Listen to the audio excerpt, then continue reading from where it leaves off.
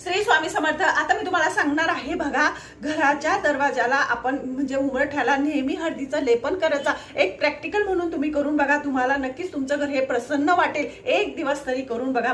हे सगळं स्वामी समर्थ केंद्रामध्ये आम्हाला सांगितलेलं आहे। लेपन झाल्यानंतर आपल्याला कुंकवाचे स्वस्तिक काढायचे आहे। रोज आपण आपल्या दाराच्या उंबरठ्यावर कुंकवाचे स्वस्तिक काढायचे, त्याच्याने आपल्या घरामध्ये सुख शांती नांदते, आपलं घर हे प्रसन्न वाटतं बघा। एकदा नक्की करून बघा। आणि दुसरं म्हणजे आपल्या घराच्या दरवाजाला एक कवडीचं तोरण लावायचं आहे तुम्हाला आणि एक रुद्राक्षाचं तोरण लावायचं। घराच्या बाहेर आपण जी रांगोळी टाकते ती